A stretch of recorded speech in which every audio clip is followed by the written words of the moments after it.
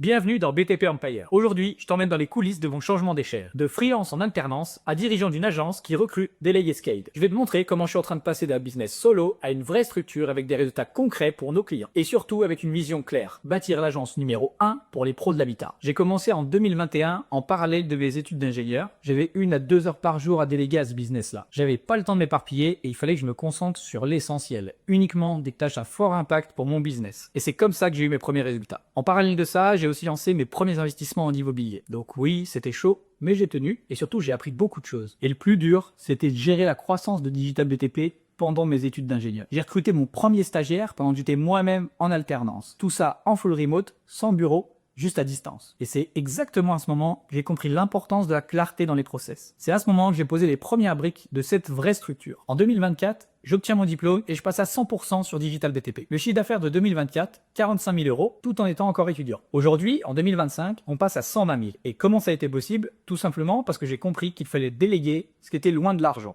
J'ai commencé par déléguer la prospection à froid et la production pour mes clients. De mon côté, j'ai gardé toute la partie vente et stratégie. Et l'objectif pour 2026, c'est de dépasser les 300 000 euros de chiffre d'affaires, avec une vraie structure et une équipe en interne. Et aujourd'hui, je suis pas seul. Je travaille désormais avec un freelance sur la partie commerciale. Il s'occupe de la prospection à froid et c'était mon stagiaire l'année dernière. Je travaille avec un freelance sur la partie production. Il s'occupe de toute la gestion des comptes clients et il a beaucoup d'années d'expérience. Ça permet de construire des vrais process et surtout d'aller chercher de la performance chez nos clients. Je travaille également avec un monteur vidéo qui s'occupe de monter les vidéos que vous voyez là, mais aussi ses coproduits pour nos clients pour aller chercher de la performance également. Et mon job à moi en ce moment, c'est de créer une structure, des process pour qu'ils puissent performer à distance et sans friction. Et mon objectif, c'est qu'ils avancent avec un maximum de clarté et d'impact. Pour ça, j'ai prévu de travailler sur 3 piliers. Le premier, rédaction de process complet et détaillé, onboarding client, prospection à froid, gestion des comptes, etc. Tout ça va nous permettre d'avoir de la performance et surtout de pouvoir avoir de l'impact, que ce soit chez nous dans l'agence ou pour nos clients. Prévois également un plan de recrutement précis pour recruter des talents sur la partie commerciale et également production suivi des clients. Et enfin, la mise en place d'objectifs chiffrés avec un système d'OKR et un pilotage avec des indicateurs de performance clés. Le but ici, c'est de mettre en place exactement ce que je fais pour mes clients, avoir un business prévisible et rentable. Mais durant mon parcours, j'ai fait plusieurs erreurs. La première, ça a été de vouloir gérer la partie production et la partie vente en même temps. Le problème, c'est que tu fais pas bien ni l'un ni l'autre. Tu perds en efficacité, tu perds du temps et ça se ressent directement sur tes clients.